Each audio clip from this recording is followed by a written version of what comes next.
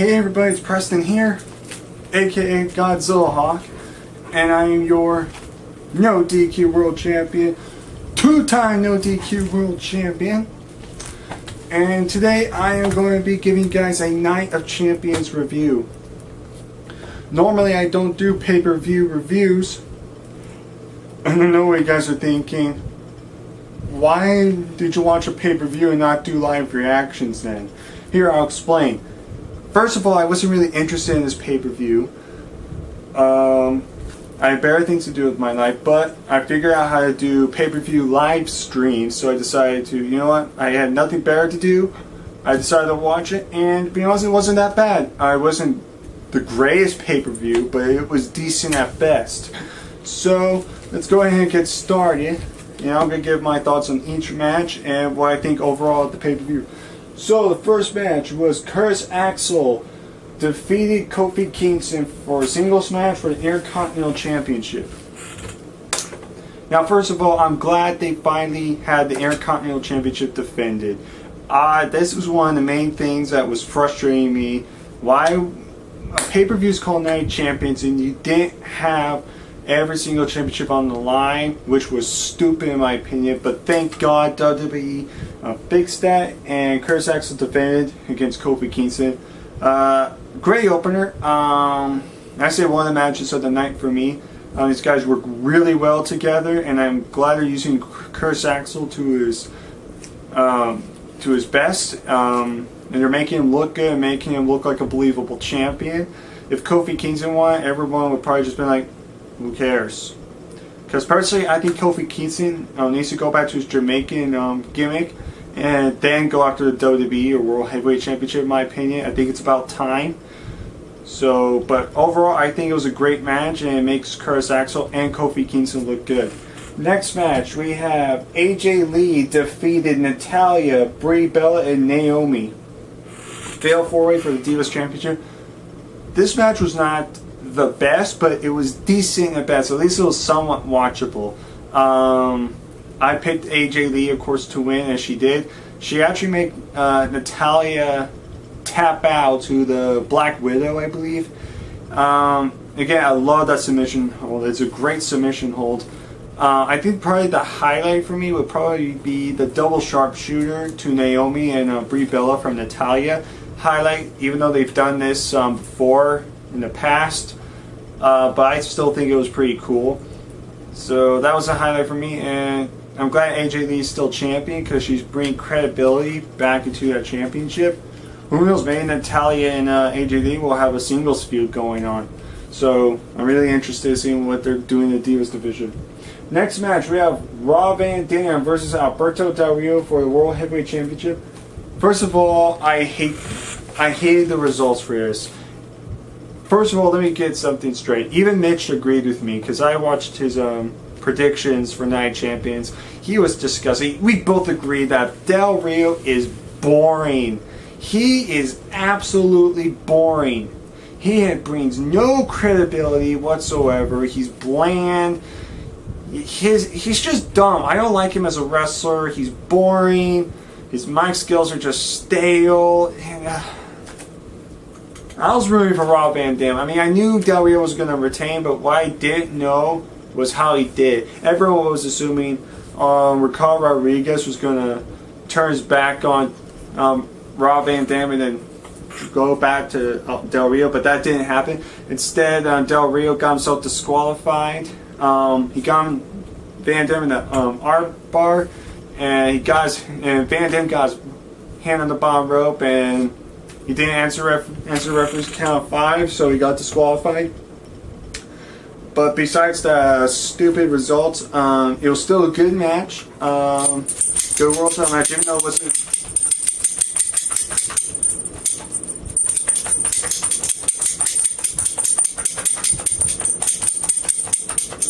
Hey, Scout. No. You see, I'm trying to do a video here. No, I'm trying to do a video here. Stop scratching, alright? Please? Are you done? Are you done? Okay. So anyways, like I was saying, sorry, that's my dog. He's in the room with me. So like I said, it was a good match, and I really liked the ending where RVD did it coast to coast with the steel chair. Overall, not a bad match. I just hated the results, and I hope Alberto Del Rio loses the world title soon because I'm just getting sick of him. And I know everyone else is getting sick of him. Just get the title off him. I swear to God, if he holds it for a year, I don't know what I'm going to say. Next match, Miz versus Fandango. Next match, I'm just kidding. You know what, I will discuss about it. Honestly, I didn't care. I didn't really watch it a whole lot. I mean, there was some cool stuff from there, but Miz defeated Fandango. That's pretty much all you need to know. Here's a match actually people cared about. Curtis Axel and Paul Heyman versus CM Punk in a no disqualification elimination handicap match. All I have to say to this is great storytelling. I kind of wish this match was a little bit longer. To be honest, I wish it was a little longer. Curtis Axel and CM Punk faced up first in a good singles no disqualification match. This is what you call a no disqualification match. These guys just beat the heck out of each other. It was good. It was a good like 7-8 minutes, maybe. I think it was even 10 minutes. It was great to see these guys go out. Punk beat Curtis Axel, so we thought, oh no, Heyman's screwed. And then Heyman gets his butt kicked so bad. He's getting his butt kicked, and then out of nowhere, where it looked like CM Punk was going to finish off Paul Heyman, out comes Ryback and costs Punk the match. And honestly, I did not expect Ryback to come out. Apparently, there are no rumors going around that Ryback is the new Paul Heyman guy. If that's the case, that's very interesting because I thought they were going to turn Ryback babyface very soon. So I don't know what's going on. And also, I don't even know if these guys are going to face off again inside Hell in a Cell. If they do, it better be way longer. Way longer. The last year's was just a mockery of Hell in a Cell. My God, it was short. It was just one-sided the whole time. You made Punk look like a... Oh, God, it was terrible. But besides that, great storytelling, and it wasn't that bad of a match. But I'm just now kind of curious of what they're doing with the whole Ryback angle, and let's see what goes on with more CM Punk. So now CM Punk, in my opinion, has to win the next pay-per-view because he has lost 3 pay-per-views in a row. So, yeah. Next is Dean Ambrose versus Dolph Ziggler. Again, I only watched a little bit of this match. I wasn't really into it. But what I saw, it was good. They had some good spots. It was fast-paced, but nothing really special. Dean Ambrose defeats Dolph Ziggler. For singles match for the United States title. That's all you need to know. The Shield. Roman Reigns and Seth Rollins versus the Primetime Players. Again, it was just there. I'm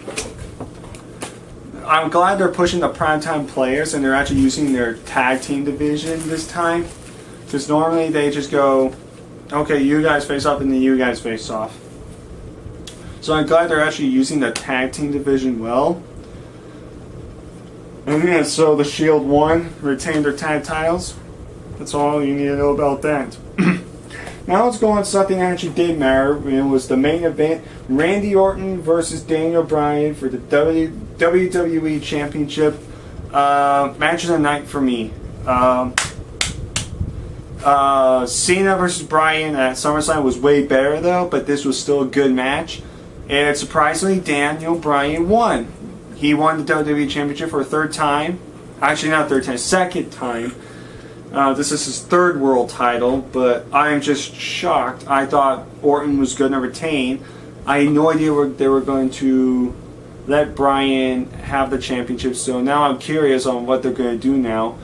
And to be honest, the only gripe I have is why have Daniel Bryan have the title so he could just lose it and then just win it back? What's the point? The only point is either giving him more title reigns or just to build up the feud. That's the only thing I see.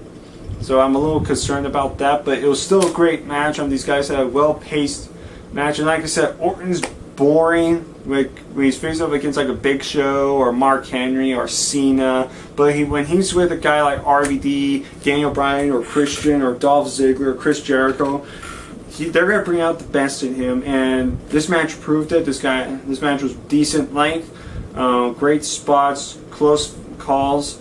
when the first referee was knocked down, I thought there was something going to happen. Something was going to happen, and Daniel Bryan was going to lose.